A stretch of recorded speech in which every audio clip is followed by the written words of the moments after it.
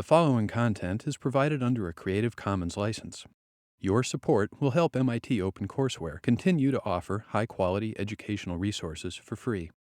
To make a donation or view additional materials from hundreds of MIT courses, visit MIT OpenCourseware at ocw.mit.edu.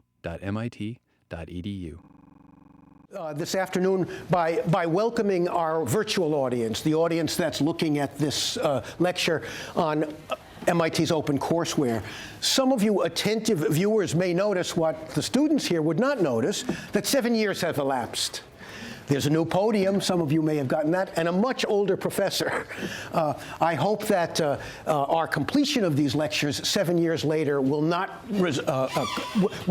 result in a reduced or less energetic performance. I'll do my best. We come now to the end of our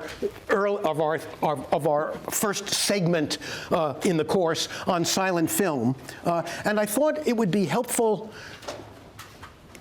to use today's lecture in part to create some perspectives on both the silent film, the idea of the silent film, not just the particular films we've looked at, but more generally the phenomenon of silent film, the whole phenomenon, and some perspectives that will also help us look forward to what will follow, to the sound films that will follow this week. I'd like, in a certain way, to do this by complicating an idea I've already suggested to you about the notion of the film as a cultural form. What does it actually mean to say that a film is a cultural form? What, in a concrete sense, does this phrase signify? Well, one answer I think I can offer by drawing on your own experience. My guess is that all of you have watched older films from 20 or 30 or 40 years ago, and immediately been struck, as soon as you began to watch the film, by certain kinds of differences that the original filmmakers would have been oblivious to. And I'm talking about things like the hairdos of people, the clothing that they wear, the way automobiles look, or even a world in which there are no automobiles, the physical environment that is shown. One of the things that this reminds us of is that films always, even the most surreal and imaginative and science fiction-y films, always, inevitably, in some deep way, in some essential ways, reflect the society from which they come. They may reflect more than that, and they may be influenced by other factors as well, but they are expressions of the culture that gave rise to them in certain really essential ways. And one of the things this means, among other significance, one of the most interesting aspects of this recognition is the fact that films get richer over time. They become artifacts of immense anthropological interest, even if they're terrible films, because they show us what the world of 50 or 25 or 30 years ago actually looked like, and how people walked, and how people combed their hair, and what kind of makeup they wore. All of the things that, many of the things which in many respects the people making the original film would simply have taken for granted as part of the reality they were trying to dramatize. So one way of thinking about film as a cultural form is to recognize that as films grow older, they accrete meaning. They become more interesting. They become richer. And a corollary implication of this idea that films become richer is that the meaning of any individual artifact, cultural artifact, especially cultural artifacts as complex as films, is always in process, that the meaning is never fully fixed or finished, that new significance and new meanings emerge from these texts with the passage of time, as if the texts themselves undergo a kind of transformation. One final point about this, just to sort of tweak your broader understanding of these kinds of questions. One of the kinds of transitions that occurs with particular artifacts is they sometimes move or make a kind of transition from being recognized as merely ordinary and uninteresting parts of the society from which they grow, from which they emerge, simply ordinary routine aspects of the experience of society. Later ages may value these routine objects as profoundly valuable works of art. And in a certain sense, one could say that the film in the United States underwent a transition of that kind. That at a certain point in the history of our understanding of movies, American culture began to recognize that movies were actually works of art, that they deserved comparison with novels and plays. This is plays and poems and so forth. Probably an idea that all of you folks take for granted. Your generation, probably many of members of your generation admire movie directors more than they do novelists and poets. A radical mistake, it seems to me, but that's my literary bias showing through. I certainly admire great directors, certainly as much as I do good novelists. But the fact is that this is really not the case. This recognition of the film as an artistic object, as I've suggested earlier in the course, is not some fixed or stable identity that the film has had from the beginning. It's an identity that the film has garnered, that has been laid on the film later as cultural changes have occurred and as other forms of expression have emerged that have put the film in a kind of different position hierarchically from other kinds of imaginative expressions. And as I've already suggested many times in this course, we'll come back to this principle because it's such a central historical fact about the nature, the content of American movies especially. It's the advent of television that is partly responsible for the transformation, although it takes some time, for the transformation in American attitudes toward what movies are. Because television became the throwaway item, the routine item, the thing Americans experienced every day. And the consequence of that was to change our understanding of what the film was. Now, of course, the Europeans had an insight like this long before the Americans did, and that's something I'll talk about in a bit later today and also at other times in our course.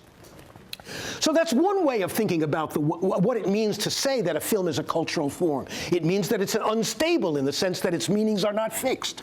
And the way in which a culture categorizes and understands a particular artifact is also something that's unstable, that undergoes change over time. But there are other ways to think about this problem of film as a cultural formation, as an expression of society. And I want to tease out some of those meanings for you as well. One of them is a kind of, one way to come at this problem is to think of a kind of tension or even contention between our recognition that film is a global form, that is to say, that because the movies are watched across national boundaries, movies that are made in the United States can influence movies that are made in Europe, and vice versa. So in one sense, the film, especially after film got going within the first 10 years of its life, it had become an international phenomenon, and American films were watched in Europe, and European films influenced American directors, even at very early stages, so that we began to get certain kinds of films that certainly appealed across national boundaries, and so that there is a kind of global dimension to what film might be. And there's another way of thinking about what it means to talk about film as a global phenomenon, not as a merely national expression, and that has to do specifically with the way in which particular directors and films in particular societies can influence world cinema. And from the very earliest days of cinema, as I suggested, this has been a reality. As David Cook's History of Narrative Film informs you, and I hope you'll read the assigned chapters on Russian film closely, because I can only skim these topics in my lecture, what you'll discover, among other things, is that the great American director D.W. Griffith had a profound impact on Russian films, and that, in fact, at a certain point in the history of Russian films, there was a workshop run by a man named Kuleshov, who actually took D.W. Griffith's movies and disassembled them shot by shot and studied the editing rhythms in his workshop. And this had a profound impact on not only on Russian cinema, but Griffith's practices had a profound impact on virtually all filmmakers. And there's a kind of reverse influence because certain Russian directors, Eisenstein especially, but also Ziga Vertov, had their work had a profound impact on the films from Western Europe and from the United States. So it's a two-way process. It's too simple to say that particular films are only an expression of French culture, or only an expression of Russian culture, or only an expression of American culture.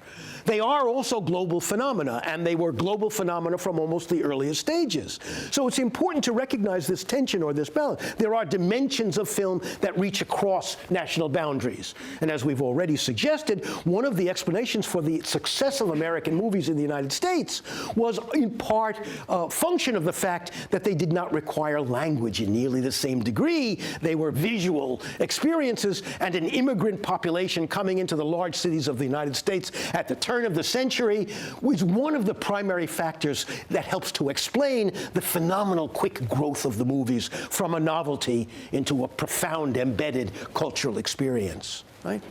So it is a global phenomenon in a certain way. It reaches across national boundaries. But there's also, and we need to acknowledge this side of the equation too, there's also a profound, a really deep, a fundamental sense in which films, at least until very recently, are an expression of the individual national cultures from which they come. I say until very recently because some of you must be aware of the fact that a new kind of film is being made now, by which I mean a film that seems to appeal across all national boundaries, that doesn't seem to have a decisive national identity. At least some films like that. I think the Bollywood people are making films like this. Americans are certainly making films like this now. And sometimes, if you think of some of the action-adventure films that will have a cast that is drawn from different cultures, right? A sort of multi-ethnic and a multilingual cast, all of them dubbed into whatever language the film is being exhibited in. You'll see an example that what's begun to emerge now in our 21st century world is a kind of movie that already conceives of itself as belonging to a kind of global culture. So far, I'm not sure any these movies have as much artistic interest as one would like, but it's a new phenomenon, and the globalizing tendencies of digital technology are certainly encouraging new ways to think about the origins or the central sources of movies. But until very recently, it is still the case that virtually every film made in any society reflected in deep, in fundamental ways, aspects of that society. And one of the reasons that this is such an important thing to recognize is it means that, especially in cultures like the European societies and those that in the United States, the movies are a profoundly illuminating source of cultural and social history. Even if they had no artistic interest, they would be worth teaching and studying.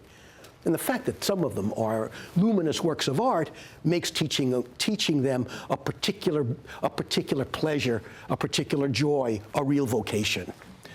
So, if we talk about films as a national expression, what we're talking about here is the extent to which the assumptions about personal relationships and the assumptions about the way society operates are going to be grounded in socially specific phenomena, socially specific practices. And we're also talking not just about the content of movies, but also about the structure of the industries which end up providing movies to the public. And part of what I want to at least allude to today in the lectures and materials that we're looking at today is to crystallize or concretize this idea, the variations that are possible within the broad universe of the cinema. So that, for example, the individual and atomistic system that developed in the United States for the production of movies, the capitalist arrangements that developed in the United States for the development of movies, are in many ways radically different from the systems that were developed in some European societies or in the Soviet Union. And there's a particular contrast with the Soviet Union, which developed movies in a quite different way and had a quite different notion about them.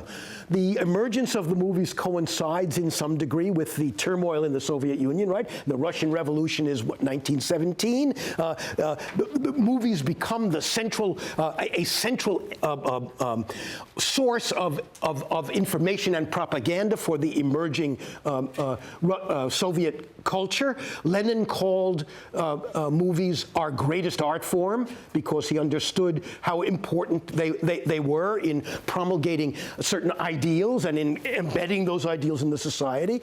And in fact, there were not in Russia a series of independent companies that produced films.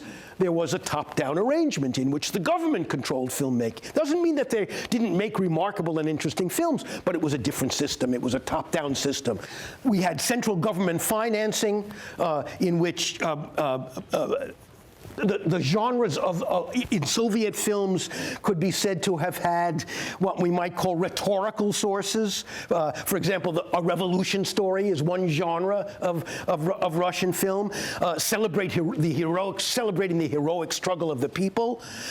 There were even sort of genres that we might call building genres or creating genres, and they were about creating a farm or building a skyscraper, right? And the film was put in the service by the Soviet state, was put in the service of this emerging society. It was understood as a system that would mobilize mass social forces for the betterment of society. The differences, these differences in attitudes toward and in the ways films are financed and who makes the decisions about what films will go forward, of course, has a profound impact on the nature of those movies.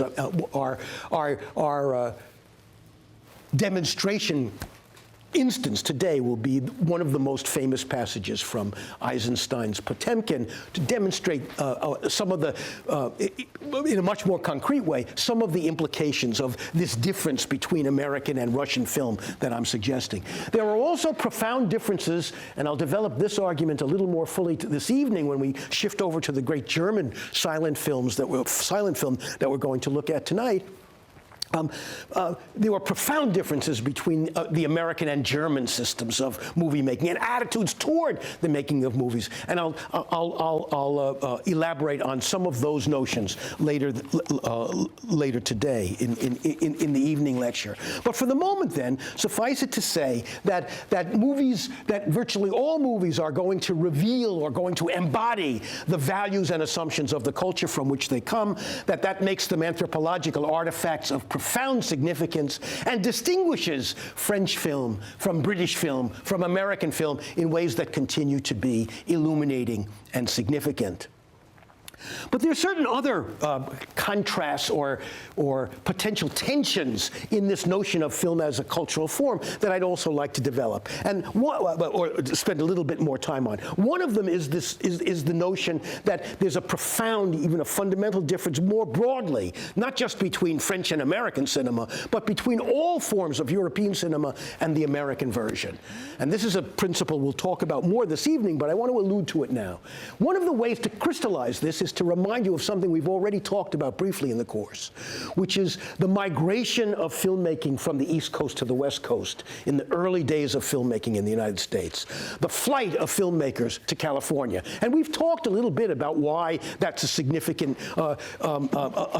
transformation and a significant move. But perhaps the most important aspect of this trend, of this historical fact, the migration of the movies to the West Coast, is that what this meant is that the movies in the United States were able to develop in a culture whose intellectual and artistic and cultural authorities were on the East Coast, as far away as possible from where movies were developing. In other words, the American movie is much more fundamentally, in its emergence, a popular form, a form that has no consciousness of itself as a work of art. It knows that what it's trying to do is make money and entertain people. And the earliest, very early, there were some directors like D.W. Griffith who recognized the artistic importance of movies. I don't mean there weren't directors who recognized this. Chaplin surely thought of himself as making works of art, especially later in his career. But the fact is, the American movies begin on the farthest western verge of the society. Nothing developed there, right? New York is the cultural center. Boston is a cultural center. Maybe we could even say some of the great Midwestern cities have some kind of cultural authority. But there's nothing on the West Coast. And what that means is that all the writers, all the dramatists, all the actors, all the theater actors, all the poets, all the musicians, they were in the East. They lived in New York, right? And there was a kind of freedom that this imparted to American movies. And this is a very sharp contrast with the development of almost all forms of European cinema. Partly because the countries are literally geographically more limited, unlike the vast expanse of the United States, but also because of the much stronger traditions in these European societies of high culture, the much stronger respect in these societies for theater and for poetry and for prose narrative. These, in the European societies, and this was especially true in Germany, but it was true in some degree in every European society, including the Soviet Union, there was a sense that the movies were emerging in the shadow of older art forms whose greatness and grandeur menaced this emerging form. And in a way, the distinction I'm mentioning, the difference I'm mentioning, accounts both for the limitations and for the glories of both kinds of film. Because if the European film was more static, and we'll talk much more, I'll give you some examples of this tonight. If the European film was more static, it was less cinematic in a way in its early years, because it thought of itself as emerging from literature, from theater, from poetry, and in fact, some of the important early German filmmakers especially were people who came from theater, and they had theatrical notions of what art was. We'll talk more about this evening. So because that was true, the glory of the early European cinema was its recognition that it could be artistically powerful, its sense that it was talking about important subjects. But of course, the limitations were that it was often very boring visually, that it was serious but not a movie, that it didn't exploit the properties of the medium nearly as quickly. It didn't try to explore the unique properties of the medium nearly as quickly, in part because it was so in thrall to inherited ideas of artistic value and artistic expression. This isn't entirely a disadvantage, as I've said, because it also imparted to European filmmakers a sense of dignity and the importance of their enterprise that served them well in certain ways and made them pick ambitious subjects. And you'll see the outcome, the final outcome, once the European film was liberated into a greater cinematic freedom, and I'll show you an example or two tonight of that, it became something immensely rich, in part because it had this legacy of high art behind it and high artistic ambitions. The United States story is almost the opposite. In the United States, there was a kind of glorious sense of having no responsibility toward older art forms. There was something exuberant, experimental, joyous, unembarrassed about early American films. They didn't think of themselves as artworks, and it gave them a kind of freedom. They were also vulgar as hell. They were often trivial and silly. They often had limited artistic ambitions, but they explored the nature of the medium in a way that became the legacy of the movies, and a legacy that was communicated to other societies as well. Well, this distinction then between American and European cinema is something I'll develop a little bit more fully with examples this evening, but it's a crucial distinction, it's a crucial difference, and it tells us a lot about both forms of filmmaking. There's one final tension that I want to mention here. We'll return to it again when we come to look at Singing in the Rain later in the course, which dramatizes this subject among others. There's another kind of tension implicit in what I've already said, which is the tension between what we might call popular culture, notions of culture that are enjoyed by the masses, by everyone, as against high culture like opera and poetry and theater, which only the educated people go to, right? And this tension is especially important. It's important in many films, but it's an especially important tension in American movies. And one of the things that we will come back to in different ways as we think about these American films is the way in which very often American films position themselves as the antagonists of high culture. And there are many films that actually do that. In one of the Marx Brothers, some of the Marx Brothers films systematically dismantle the objects of high culture. There's one Marx Brothers film called A Night at the Opera, which takes place in an opera, and the whole set comes crashing down. The whole place falls apart in the course of the film, acting out a kind of aggression against the older art form. And this is a tension also that we will see played out in some of the films we're going to be looking at a bit later in the course. So this notion of Hollywood as the embodiment of a certain kind of demotic vigor and populist energy is a helpful way of thinking about how, especially in the early years, American film was somewhat different from European film, and how it also very aggressively was happy to distinguish itself from established art forms. I want to take a quick, what will appear to be a digression, but actually isn't. I want to talk now about two crucial terms that will be useful in our discussions of the matters I've already raised and some other matters that will come up later in the course, and then return after clarifying these terms to an example from Battleship Potemkin, Eisenstein's most famous film, to demonstrate something of what I mean by the principles of top-down organization and film as propaganda that I was talking about earlier, as well as calling your attention to some of the artistic innovations that we still attribute to Sergei Eisenstein. The two terms I want to discuss are the terms montage and mise en scène. They're contrasting elements of what is in all movies. In a certain way, the term montage and the term mise en scène describe the most essential features of what movies are. Mise en scène, a term drawn from the theater, which literally, it's a French word, it literally means what is put or placed in the scene. Right? What is in the scene. Mise en scène refers to the single shot, to what goes on within the single continuous, unedited shot of film, the frame of film, however long it lasts, right? And the mise en scène of that shot is virtually everything inside that frame. In other words, how even how the actors move in the frame is part of the mise en scène. But it's especially the mise en scène emphasizes what is the environment like, what's the furniture like, what's the relation between the foreground, the middle ground, and the background. And in mise en scène, the emphasis is on the composition within the frame. And sometimes very great directors will compose their frames with such subtlety that if you freeze them, they look like paintings. They're balanced or unbalanced, if that's the artist's intention, in particularly artistic and complex ways. So, and we can think of this in some sense almost as having a kind of painterly equivalent. You know, what goes on in the scene, within the other great term, montage, which is also a French term, comes from the French verb monter, which means to assemble or to put together, and a montage means what is put together, what is edited, what is linked together. So a montage means the editing of continuous shots in a sequence, right? So that the montage of a film is the rhythm of its editing.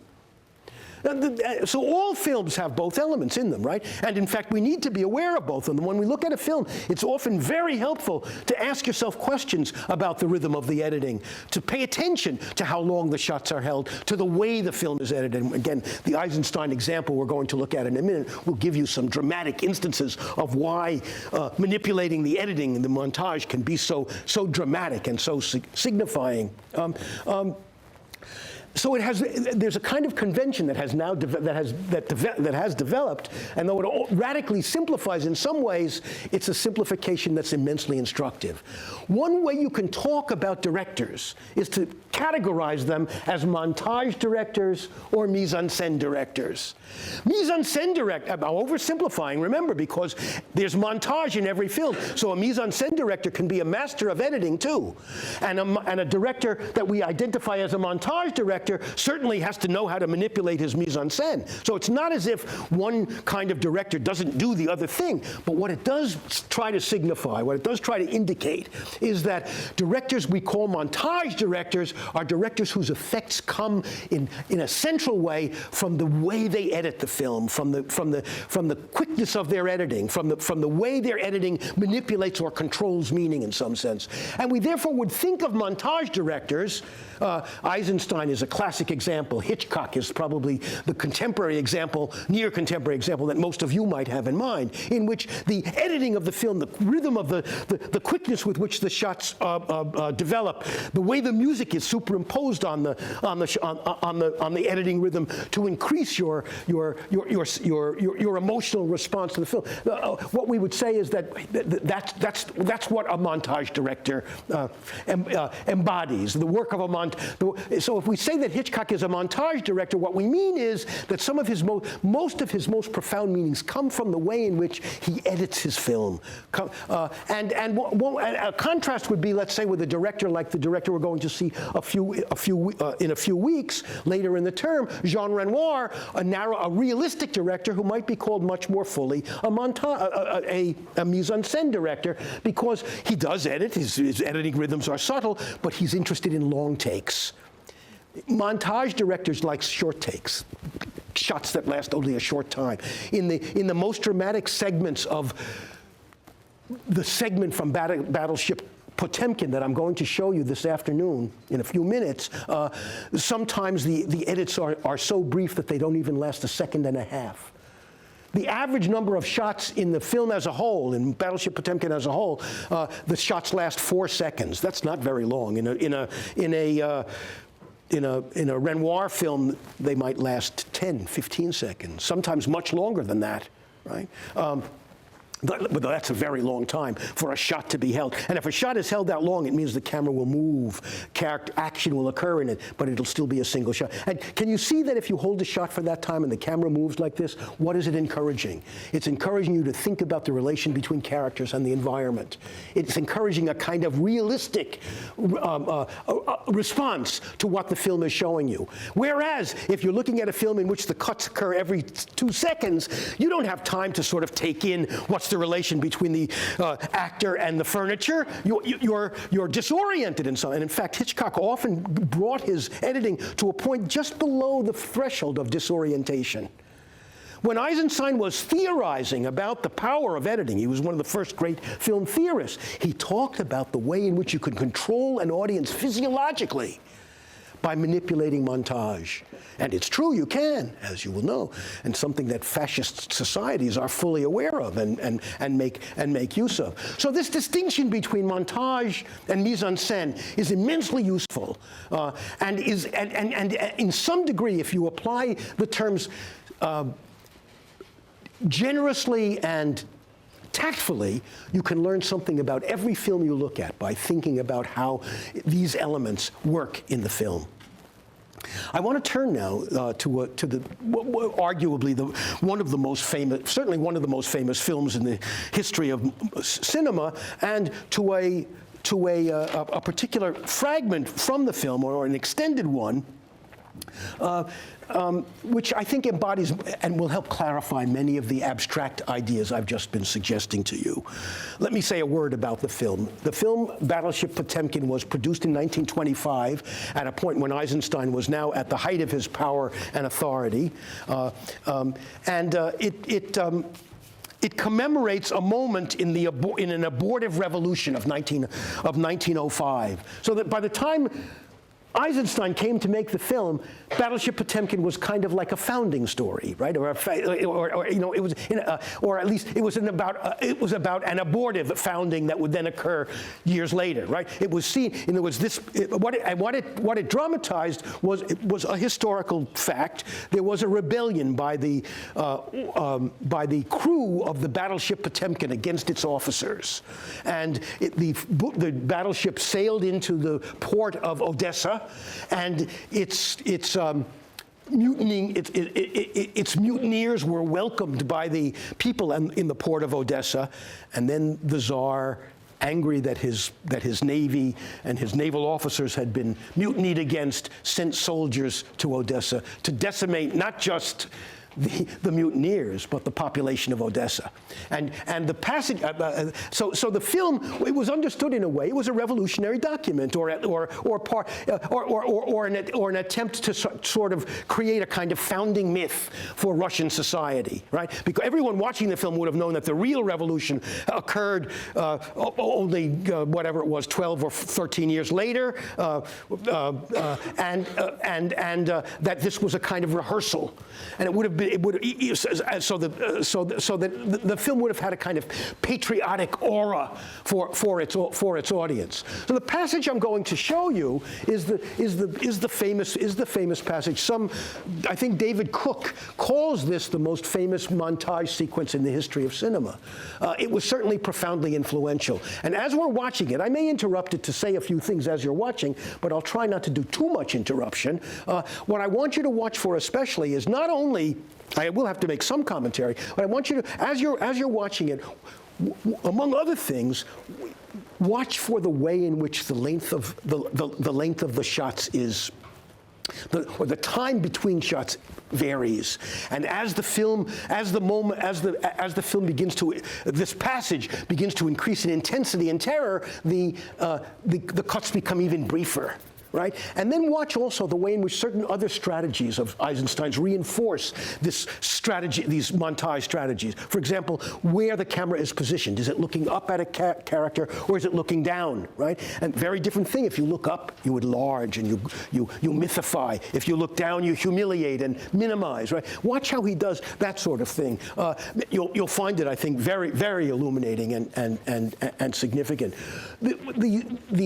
The sequence is often seen today as, rightly, I suppose, as deeply heavy-handed, because you're not allowed, when you're looking at this film, to sort of have an alternative view of things.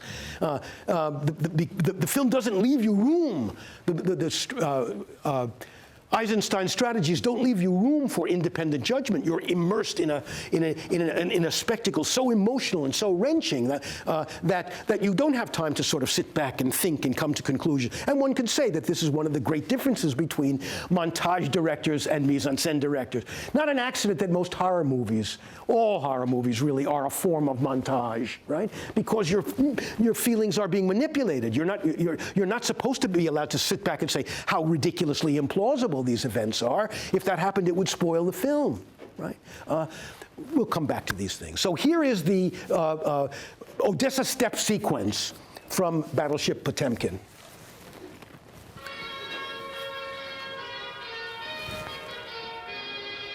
These are the Odessans welcoming the mutineers.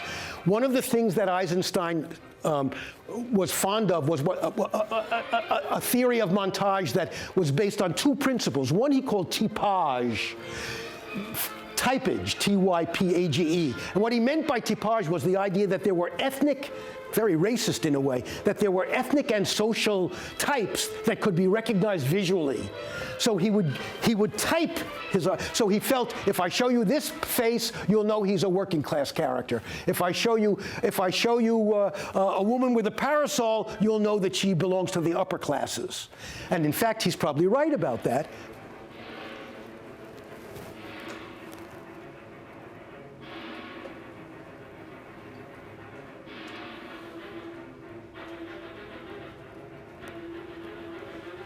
Here are the Tsar's forces come to punish the mutineers and the city of Odessa. So the soldiers are on top and they're forcing people down the steps, and they are presumably shooting them.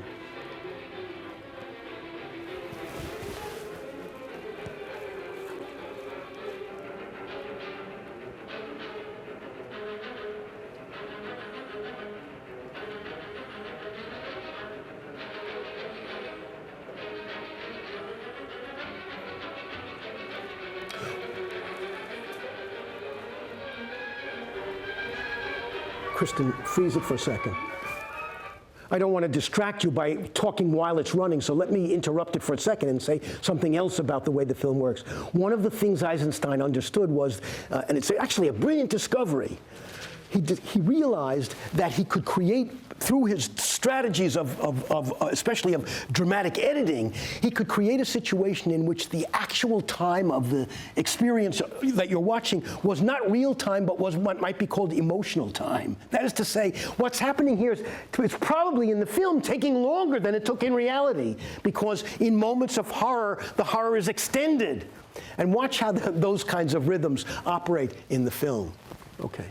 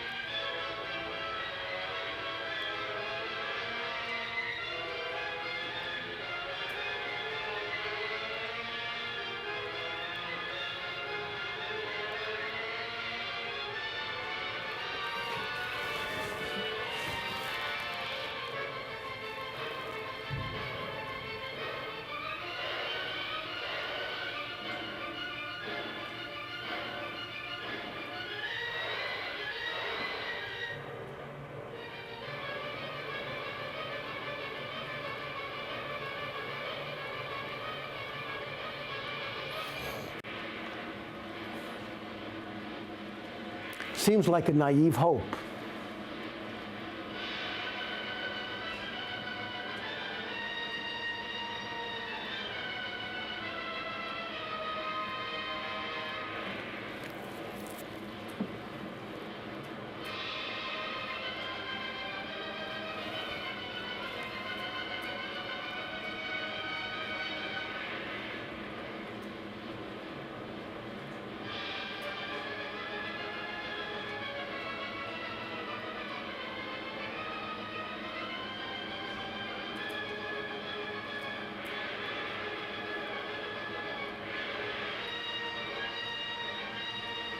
Freeze it again, Kristen.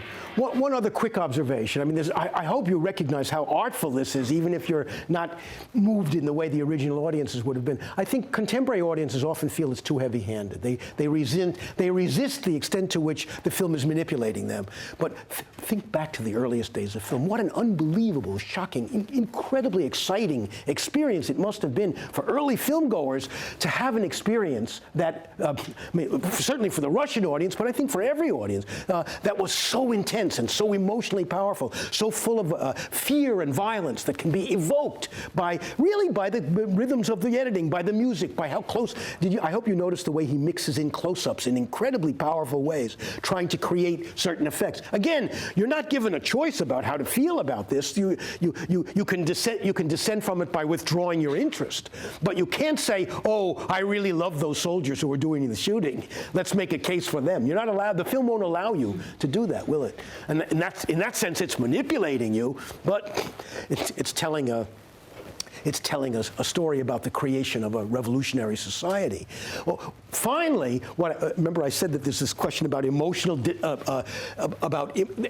time as against real time. Think how long this has been going on. You think that this massacre is over, right? But in fact, it's only half over, as you'll see. There's going to be a moment when mounted Cossacks, horsemen, show up at the bottom of the steps and get them in a pincher. Go ahead.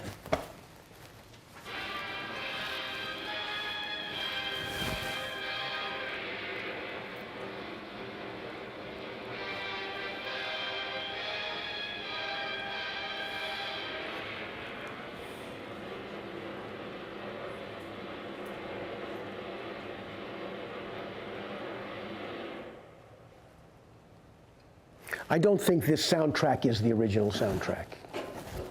It's very good, though, as you.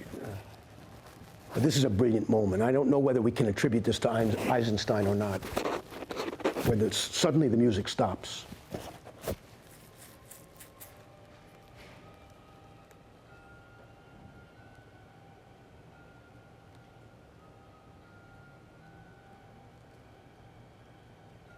There should be sound now. Maybe something wrong with our print.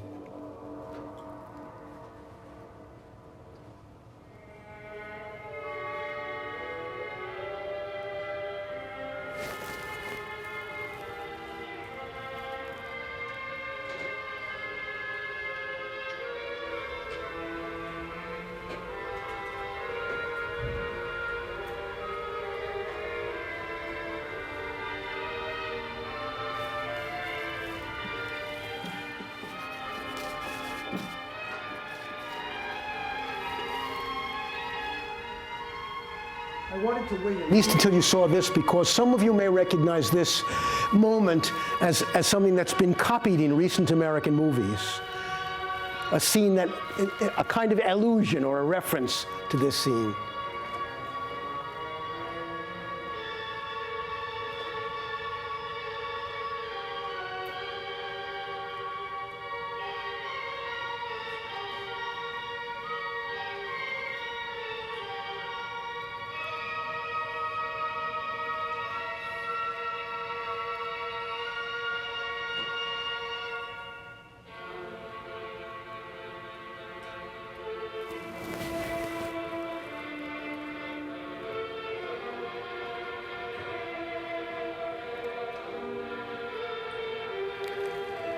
The moment I wanted you to think about is this baby carriage.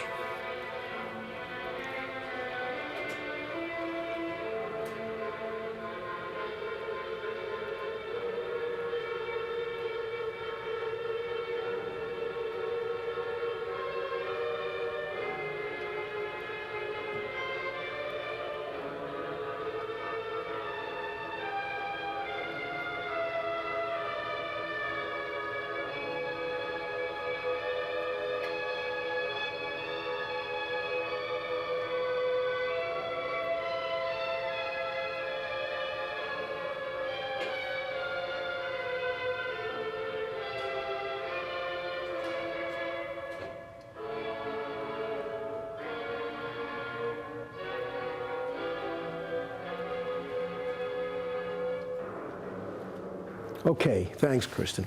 Blood in the Eyeglasses. Can you think of a movie in which you've seen that recently? Maybe not that recently. It's actually an ancient film now by your standards. How about The Godfather? There's a wonderful scene in The Godfather where a guy looks up from a massage table and he's shot through the eyeglasses. And very memorable moment. Surely an allusion to this moment. But how about the carriage going down? There have been several films that actually recreate that moment. But the one I'm thinking of is, who is it? Yes, from The Untouchables. Who's the director, do you remember? Yes, Brian De Palma's film, The Untouchables, has a moment just like that. And De Palma, of course, is a kind of historian of movies. Virtually every scene in a De Palma film is a reference or an allusion to an earlier film. And part of the importance of Battleship Potemkin is that it is still a fruitful and fructifying source of imagery for contemporary filmmakers. So, let me conclude then by simply reminding you that, as Cook suggests in his book, this is the single most influential montage sequence in cinema history, and that it's a wonderful instance for us, I think, of the way in which film in a different kind of culture, in an authoritarian culture, in a revolutionary culture, full of moral fervor, would be conceived both as an apparatus, as a social, as an engine of social transformation by a society that controlled film in a way fundamentally different from the way in which film developed, let's say, in the United States. We will continue these arguments, and I hope complicate them this evening.